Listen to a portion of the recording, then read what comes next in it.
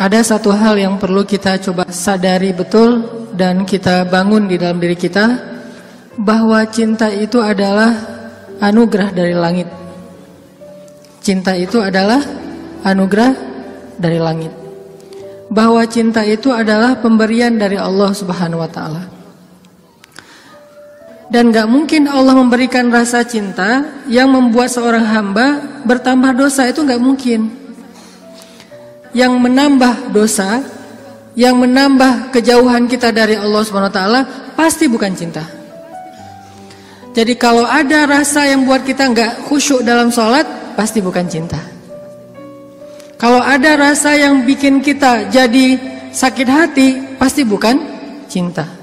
Kalau ada rasa yang kemudian bikin kita malah melakukan perbuatan-perbuatan yang Allah gak suka, pasti bukan cinta. Itu disebut dengan wasawisus syaitan, yang ada di dalam hawa nafsu manusia.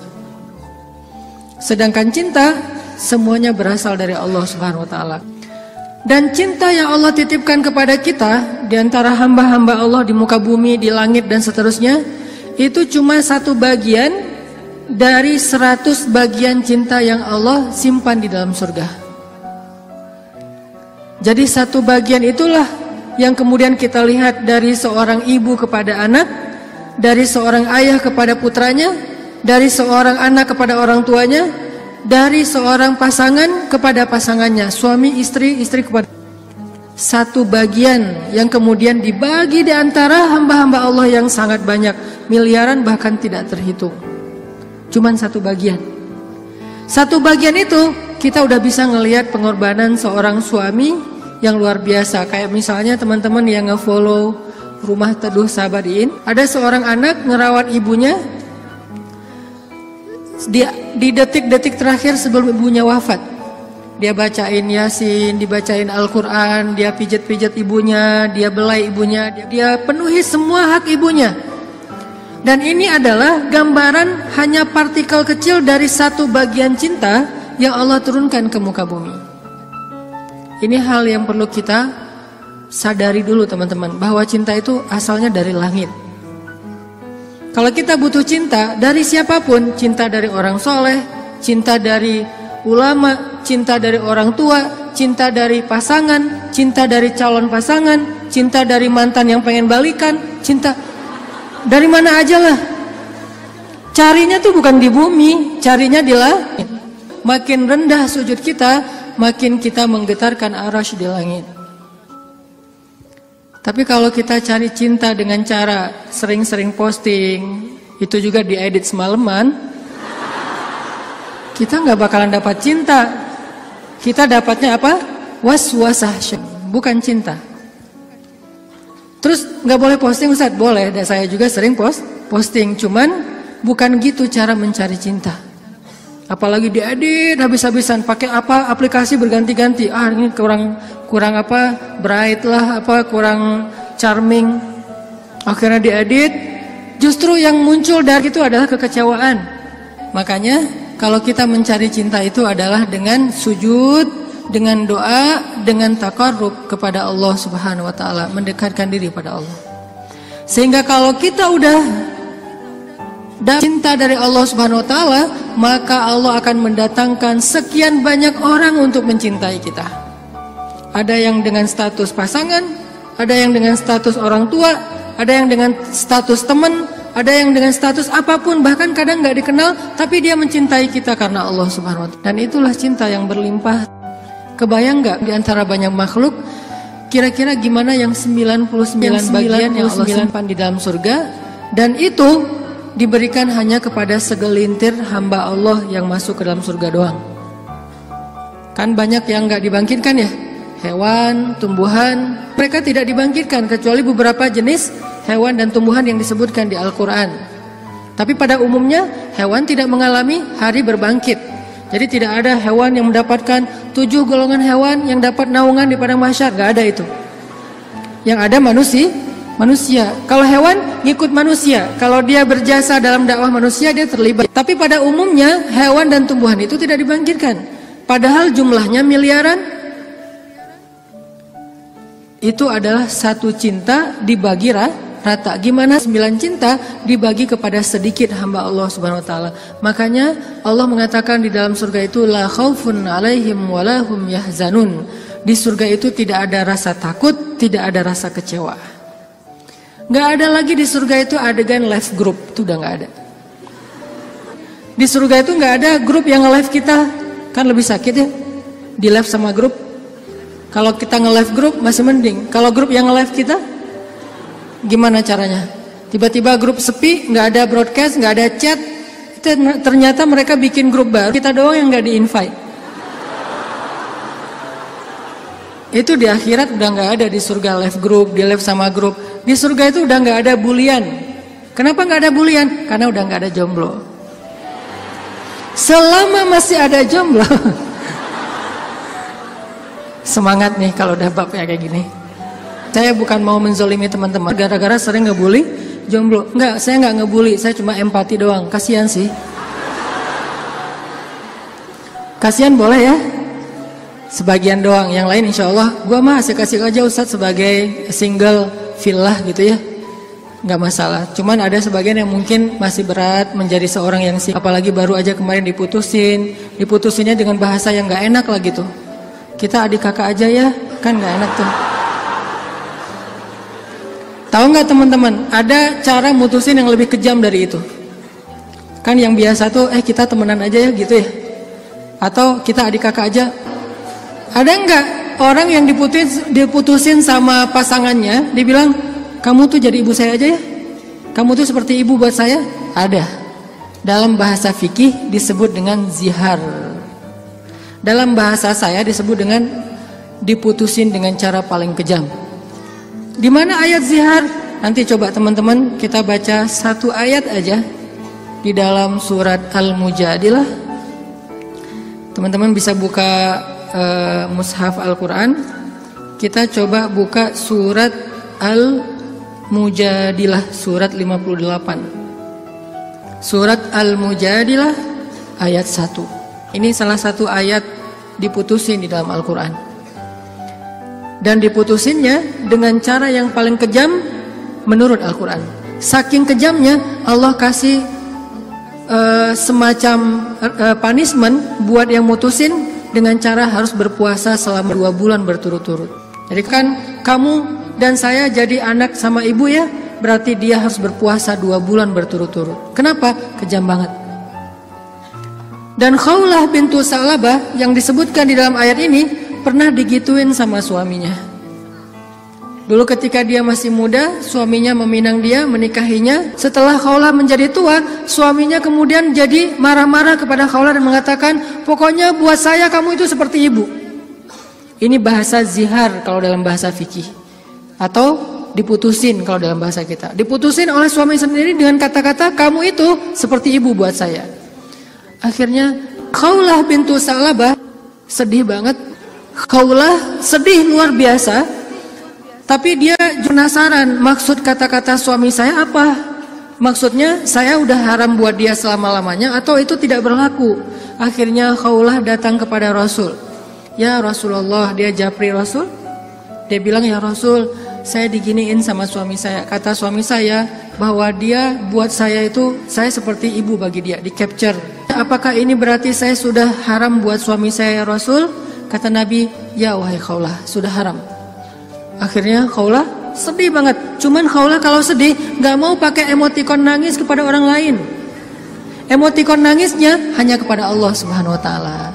Disebut dengan watashtaki ila, curhat kepada Allah. Dia tidak curhat perasaannya kepada makhluk. Kan curhat itu meluapkan isi hati dan perasaan ya, curahan hati. Artinya dia gak mau mengekspresikan perasaan senang dan sedihnya kepada manusia. Kalau perlu bikin emotikon yang khas atau beli emotikon, dapat hadiah emotikon khusus, emotikon mellow dari teman-teman. Dia nggak mau mengekspresikan kesedihan dia kepada manusia. Biar yang tahu kesedihan dia cuma 2, Allah kemudian pasangannya yang halal.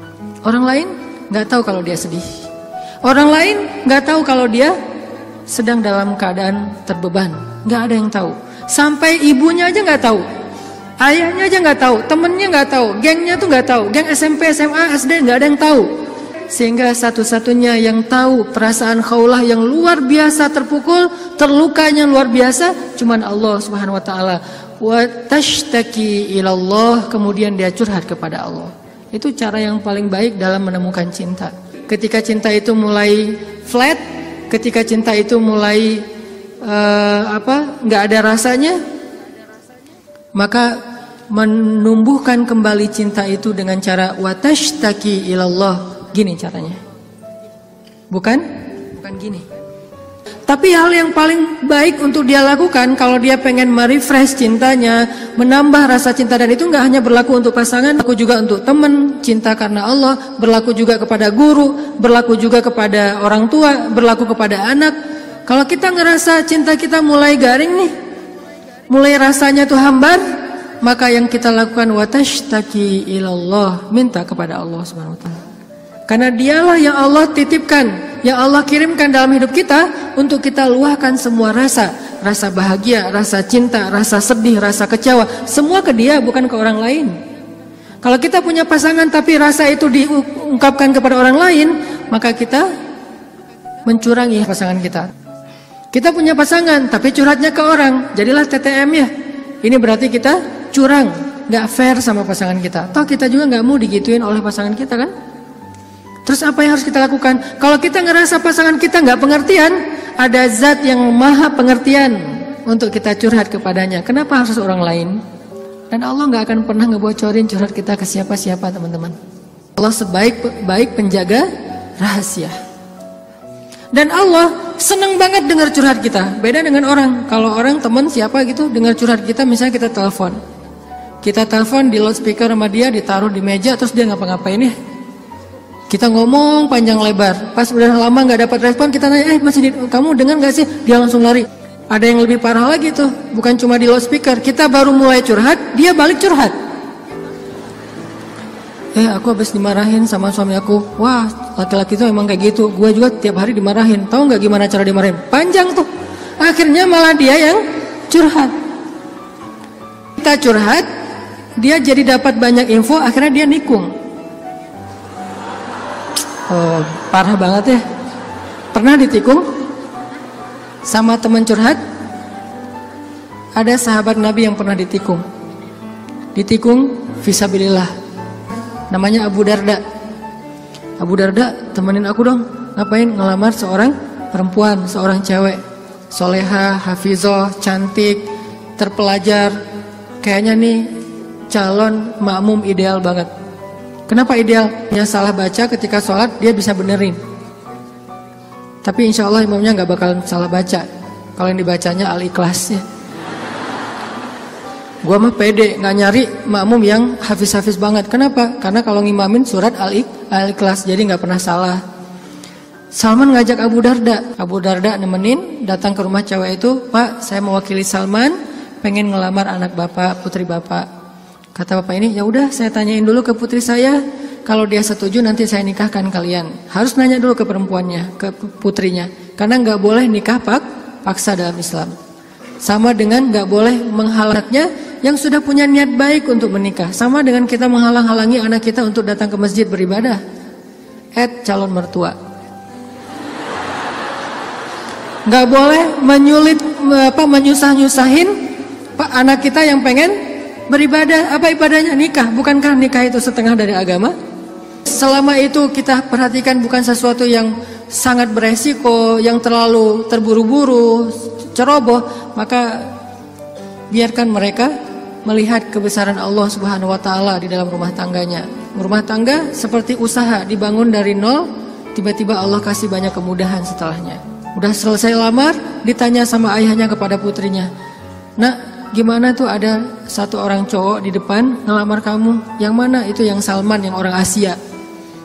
Anaknya kemudian keluar ngintip. Ngintip bahasa kita stalking. Karena ada seorang perempuan dilamar, kemudian dia gak pede gitu.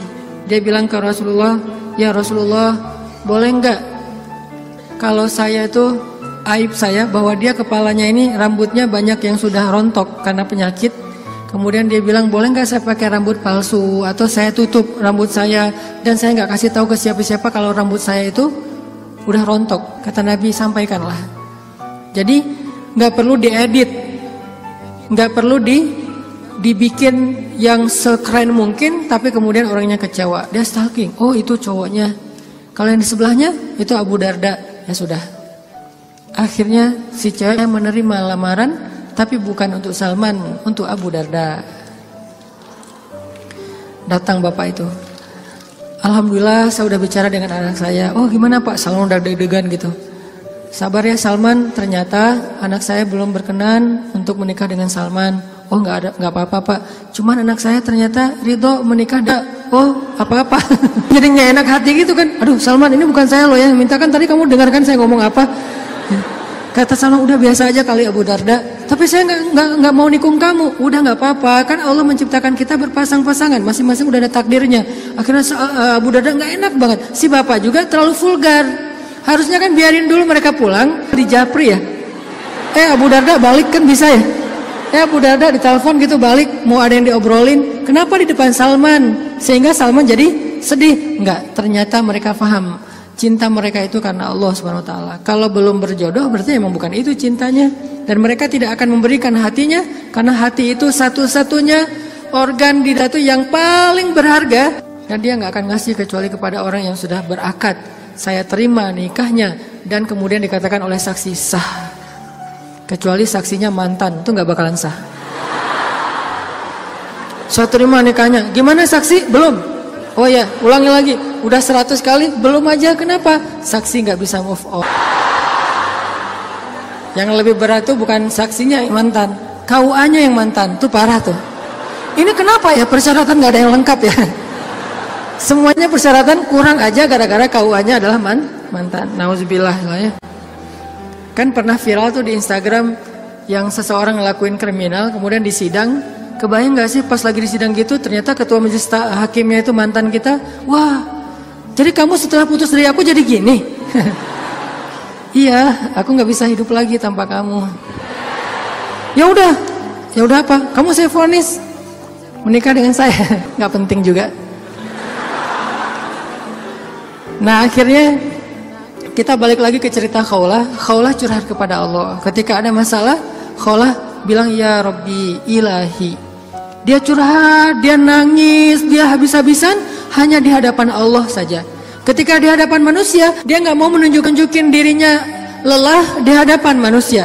Dia nggak mau menunjukin dirinya fragile di depan manusia. Dia hanya menunjukkan kelemahan dirinya di hadapan Allah. Allah ilahi, saya fakir sedangkan engkau maha kaya.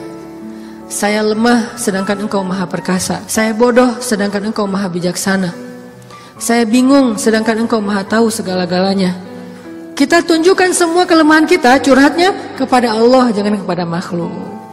Dan Allah senang banget dengar curhat hambanya. Apa nama Allah yang maha mendengar? Sami'un. Allah itu gak pernah lelah mendengar curhat, doa, dan semua isi hati hamba-hambanya ketika mereka berbicara kepada Allah. Ya Allah, ya Allah. Setiap hari kita berdoa kepada Allah dengan doa yang sama, Allah gak pernah bosan. Makanya Allah As-Sami' yang maha mendengar. Makin panjang curhat kita, Allah makin sayang sama kita. Beda kan sama orang, makin panjang curhat kita, makin ditandain besok-besok kalau kita telepon gak akan diangkat lagi. Pura-pura sibuk lah. Terus kalau kita WA, japri gitu nggak dibaca-baca, pura-pura tadi tinggalan handphonenya apa segala macam. Karena gitu kita mau curhat, bukannya Allah mendengar doang, malah Allah mendatangi kita. Wa idza salaka ibadi anni, kalau hambaku bertanya kepadamu, di mana Allah? Saya pengen curhat. Wa idza salaka ibadi anni fa inni qarib. Aku dekat. Artinya ketika kita pengen curhat, Allah mendatangi kita. Kadang-kadang kita nggak pengen curhat aja, Allah mendatangi kita karena pengen dicurhatin. Kan baik banget Allah tuh. Padahal kan yang butuh kita ke Allah, bukan Allah butuh kita. Tapi karena saking pemurahnya Allah, dari arasnya turun ke langit dunia. Setelah turun ke langit dunia, Allah bertanya, hal min dhi hajah, ada enggak hamba-hambaku yang butuh pertolongan? Allah manggil-manggil kita tuh di langit dunia tuh. Allah manggil-manggil kita, kita tidur. Ilfil nggak Allah? Besok datang lagi. Hal min dzi hajah, ada nggak hamba-hambaku yang butuh pertolongan? Masih tidur. Ilfil nggak? Besok datang lagi, dan itu berlaku dari sejak Allah menciptakan manusia sampai hari kiamat. Nggak pernah Allah ilfil sama kita. Inilah tempat curhat yang paling baik. Hanya ada dua, satu kepada Allah, kedua kepada pasangan. Kalau tidak ada pasangan, bolehlah sesekali kepada orang tua. Tapi kadang-kadang harus dibatasi juga. Karena ada hal-hal yang kalau kita sampaikan kepada orang tua, pasangan kita nggak ridho. Ketika kita ngomongin ke ibu kita, mungkin pasangan kita menjadi malu karenanya. Masalah nafkah mungkin. Kan itu harga diri suami banget ya.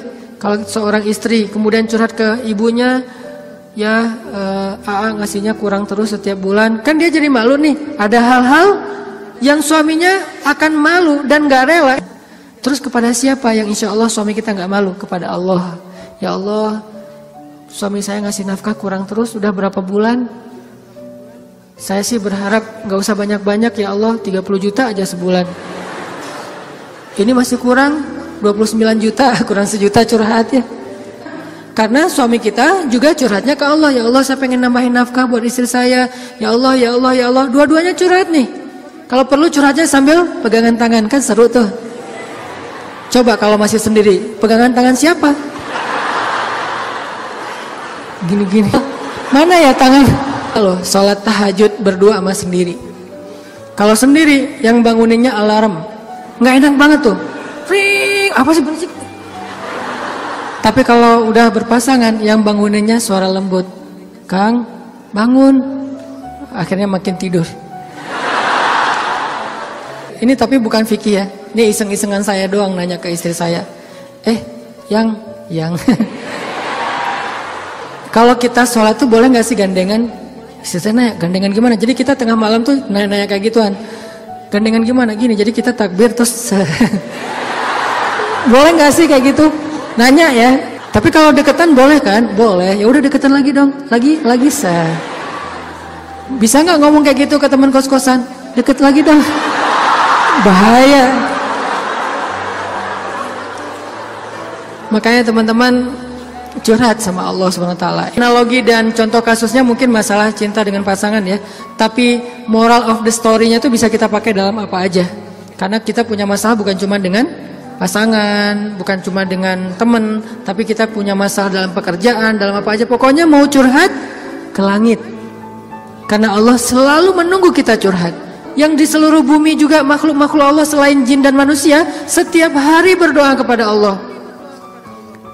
Masa kita nggak mau berdoa? Kulla yaumin huwa fi sya'n wa la ya'uduhu hifdzuhuma. Curhat sama Allah.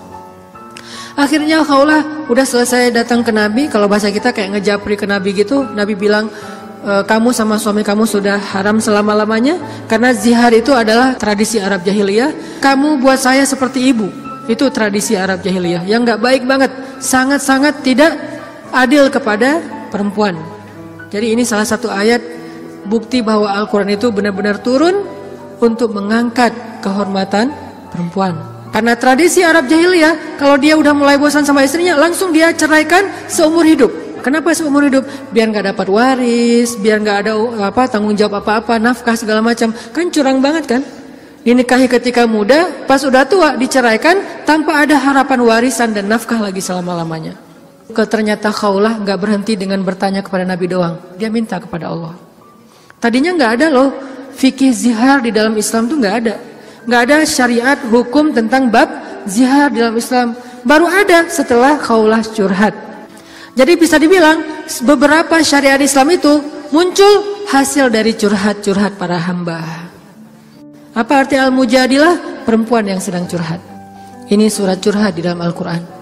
Akhirnya turun ayat, Allah sudah mendengar pembicaraan kalian berdua. Allah tahu banget isi japri-japrian kalian.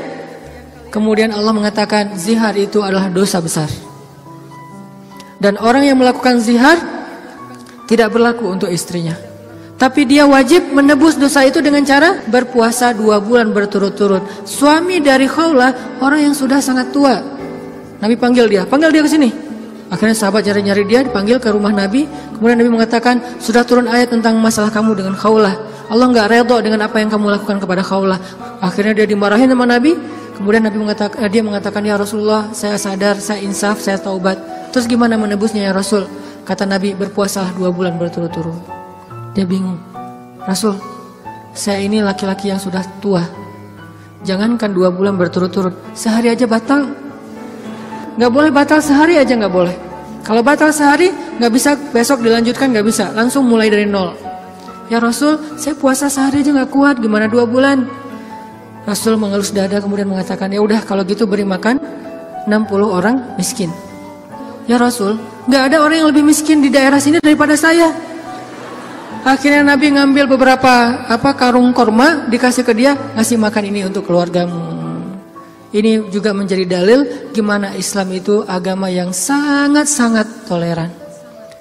Allah pengen memudahkan kalian, Allah nggak pengen menyusahkan kalian. Semua syariat Islam itu adalah memudahkan kita, nggak ada yang menyusahkan kita. Semua syariat Islam itu gampang, simple, mudah, nggak ada yang susah. Salah satunya adalah menikah, itu mudah banget. Mana Ustadz? Buktinya masih banyak yang masih single. Berarti bukan Allah yang menyusahkan pernikahan, calon mertua tuh. Nah Allah mah memudahkan kan ya. Bayangin pernikahan itu kan simple ya. Akad nikah sederhana kan. Yang cuman saya nikahkan putri saya terima putri bapak dengan mahar sekian dibayar tunai, sah. Akhirnya berubahlah status, berduaan apalagi dan seterusnya apalagi dosa aja isinya. Sekarang berubah. Memandang aja berpahala. Apalagi ya. Memandang aja berpahala, kebayang gak tuh? Memandang pasangan itu sama kayak memandang Ka'bah. Duduk sambil ngeliatin Ka'bah itu pahalanya kayak 2 rakaat sholat loh. Sholat mutlak. Berarti memandang istri yang lagi rempong sama dengan 2 rakaat sholat mutlak. Baru memandang gimana menyentuh, gimana mengecup keningnya, gimana memeluknya, gimana dan gimana. Ibadah sholat mudah banget, nggak bisa berdiri, duduk, nggak bisa duduk, berbaring. Nggak bisa sholat tepat waktu, dijamak. Nggak bisa menjamak, dikosor, dikodok. Kenapa dikodok? Soalnya ketiduran. Yang penting jangan istiqomah. Masa mengkodok istiqomah ya? Jam 9 pagi, sholat apa itu? Kodok subuh. Sekalian dijamak dengan duha.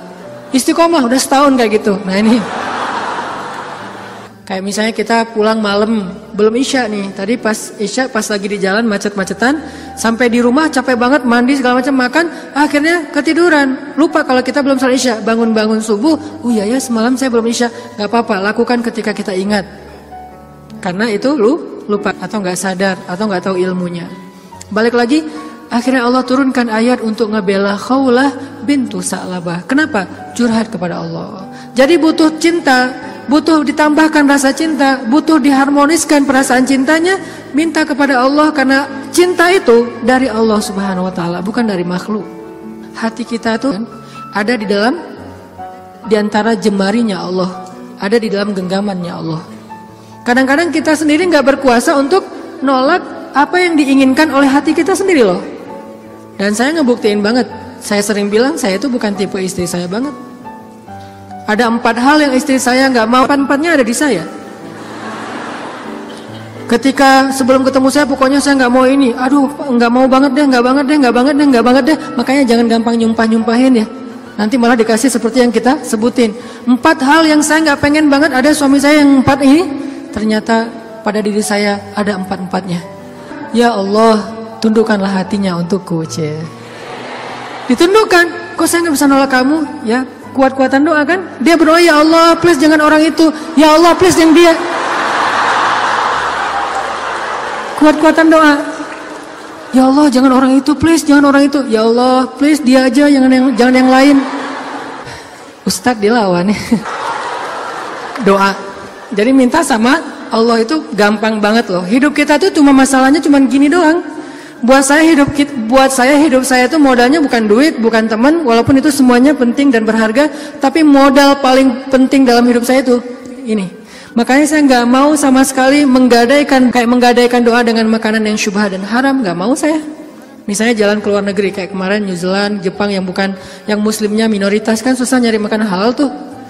Mending lapar daripada saya akhirnya mencari-cari alasan, ini kan darurat kan udah nggak ada pilihan segala macam. Ini kan makannya ikan, tapi kan satu minyak dengan makanan yang nggak halal. KFC kalau di luar negeri itu halal. Mungkin kalau di Singapura McD KFC-nya udah ada label halal, tapi kalau di beberapa negara yang lain nggak ada label halal. Walaupun ayam kan bukan babi Ustaz, bukan pork, tapi kan dia nggak disembelih dengan nama Allah. Saya nggak mau, pengen ngerasain gimana ya rasanya ayam goreng di mana gitu, ayam kriuk di mana, beda dengan di Indonesia. Tapi kan itu bahayanya bukan masalah hal haram, menggadaikan doa kita. Begitu kita makan, kenyangnya cuma sebentar, nanti juga udah lapar lagi, tapi doa kita ditolak 40 hari 40 malam. Dimana kalau pas lagi di luar negeri, terus kita ada masalah di imigrasi pas di bandara, kita berdoa, gimana cara Allah akan mengabulkan? Kenapa? Modal kita dalam hidup tuh doa banget tuh. Saya ngerasa banget banyak keajaiban dalam hidup gara-gara berdoa. Bukan berarti saya udah soleh ya, bukan. Allah yang maha baik. Minta, ya Allah saya lagi butuh ini. Jadi duit kita teman-teman ada di sisi Allah. Jadi gak usah khawatir, tinggal minta. Teman-teman khawatir gak nyimpan duit di bank? Gak khawatir kan? Uang ada di bank 1M. Tenang kan? Kenapa kok tenang nitip uang 1M kepada manusia, tapi gak tenang menitipkan harta itu kepada Allah? Ini gak fair nih imannya nih. Kalau Allah lebih dahsyat daripada kartu dan buku rekening apa? Allah tidak pernah ingkar janji. La yukhliful mi'ad. Allah lah yang memberi kalian rezeki. Allah lah yang menjamin untuk kalian hidup. Sehingga buat saya pribadi, saya tuh orang kaya. Uangnya di mana Ustaz? Di Allah. Saya tuh orang kaya, punya banyak aset. Mana asetnya? Allah yang tahu. Saya nggak tahu, tapi Allah tahu. Kan gitu kan? Sederhana sebetulnya. Gampang banget. Duit ada di Allah. Sama kayak orang bilang, saya banyak duit, alhamdulillah sekarang ada beberapa ratus juta. Di mana? Di bank. Aman? Enggak. Walaupun kita merasa nyaman, tapi enggak aman. Kalau di Allah, kita enggak merasa nyaman. Padahal itu yang paling aman. Tapi kan enggak ada wujudnya Ustaz. Emang di bank ada wujudnya? Tapi kan enggak ada bukti apa-apa segala macam. Apakah Allah pernah ingkar janji? Enggak pernah. Tapi nariknya gimana Ustaz? Kalau ke bank kita tinggal datang ke tellernya, kita minta. Kalau ke Allah lebih gampang, nggak perlu macet-macetan ke teller, nggak perlu ngambil nomor antri, tinggal gini doang. Lebih mudah. Nggak ada tapi untuk Allah. Tapi itu hanya berlaku buat kita. Sebaik apapun kita ada tapinya. Tapi kan dia juga manusia. Minimal. Kalau nggak, tapi kan dia nggak jujur. Tapi kan dia jahat. Tapi kan dia curang. Kalau dia orang baik, tapi kan dia manusia. Tetap ada kurangnya kan? Kalau Allah nggak ada tapinya. Allah nggak akan memberikan harta karena kekurangan. Allah maha kaya. Allah terlalu sibuk. Allah maha kuasa. Allah nggak dengar. Allah maha mendengar. Allah misalnya nggak melihat. Allah maha menyaksikan. Apa sih yang kita persoalkan dari Allah? Tinggal gini doang. Tapi saya udah sering gini nggak didengar sama Allah. Berarti kita nggak punya kontrak. Kontrak itu udah kita batalin dengan makanan yang haram. Kontrak itu udah kita batalin dengan memutuskan silaturahim. Kontrak itu udah kita batalin dengan berburuk sangka kepada Allah. Itu kan yang membatalkan kontrak. Begitu kita berburuk sangka kepada Allah, apa sih maunya Allah nih? Ya Allah, please tolong saya dong. Tapi ngomongnya apa sih maunya? Allah, batal kontraknya. Harusnya kita mengatakan, ya Allah, bantu saya ya Allah.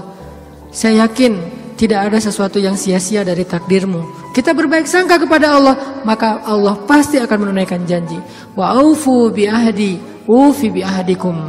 Tunaikan janji kalian kepada aku tunaikan janji aku kepada kalian. Modal itu doa banget, teman-teman.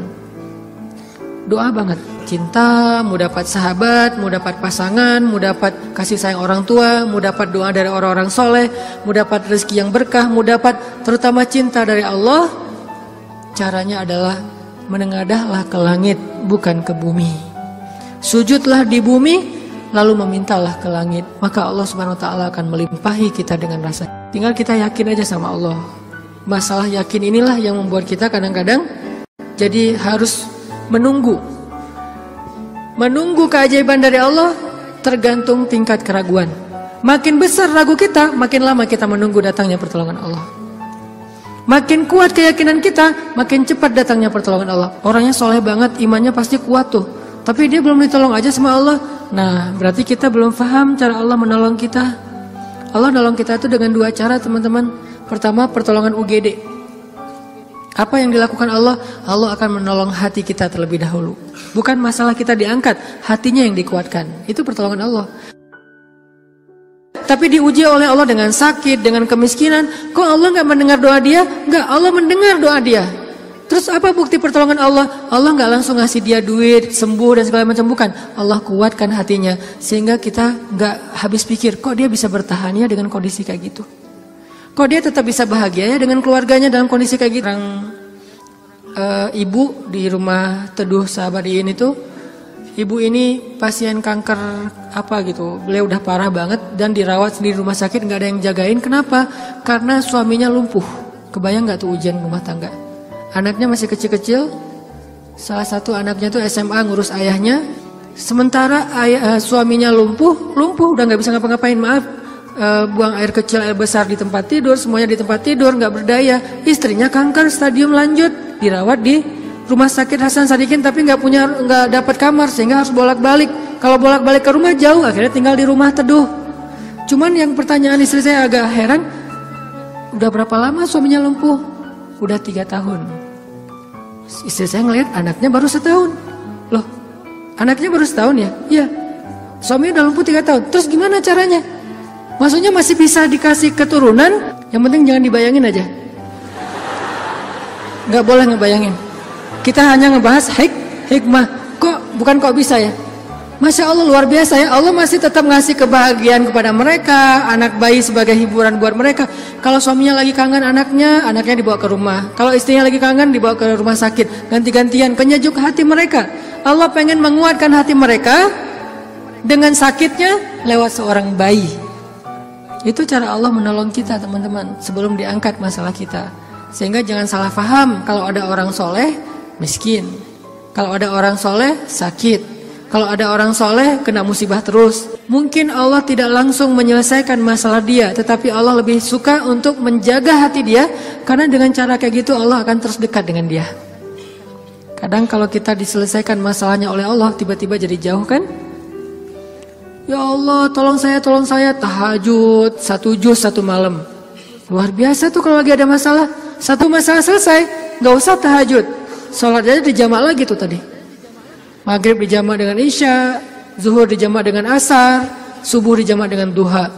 Jadi sehari menjamak 3 kali sholat. Kenapa? Udah gak ngerasa butuh sama Allah. Allah tahu itu. Makanya nih kayaknya hambaku nih kalau aku tolong nanti jauh lagi, sementara aku kangen. Kan tetap happy, tetap bahagia. Yang gak bahagia itu orang yang lihat. Yang justru gak tega itu yang ngelihat, yang ngerasain. Biasa-biasa aja. Saya kadang-kadang gak habis pikir dengan beberapa orang teman saya, soleh banget, hidupnya tuh susah banget. Kerjaannya gak jelas, penghasilannya gak seberapa, anaknya banyak, dan sering nunggak gitu di sekolah teh. Tapi saya lihat keluarganya, anak-anaknya senyum-senyum semuanya, pada hafal Al-Quran, suami istri akur, segala macam. Kok mereka bisa bahagia dengan modal hidup yang cuma segitu, sementara ada keluarga lain yang modal hidupnya berlimpah tapi gak bahagia. Karena yang ini ditolong hatinya, yang itu tidak ditolong hatinya. Minta aja sama Allah, apapun masalah kita. Apalagi cuma masalah perasaan hati. Allah bolak-balikan hati sesuka Allah. Gampang banget buat Allah. Kadang-kadang yang saya cerita, ketika kita terbesit dalam hati aja Allah wujudkan kan. Kayak ada seorang ibu di Dumai, cuman terbesit di hati, gak ngomong loh. Tiba-tiba saya kepikiran pengen ke Dumai. Kenapa Ustaz? Gak tahu, pengen aja ke Dumai. Akhirnya kita ngumpulin tuh daftar yang ngundang di seluruh Indonesia, terus kita yang nentuin mau kemana. Ke Dumai Akhirnya nentuin beli tiket ke Dumai, walaupun sebetulnya jadwalnya tuh rush banget loh. Jadi jadwalnya tuh sangat padat, tapi bela-belain ke Dumai.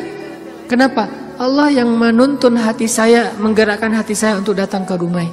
Begitu saya sampai di Dumai, ternyata Allah men-setting beliau yang menjemput kita di bandara, lalu satu mobil, kata beliau, inilah batin saya sebulan yang lalu. Allah ngasih bukan cuma di sebuah taklim, satu mobil bisa curhat masalahnya.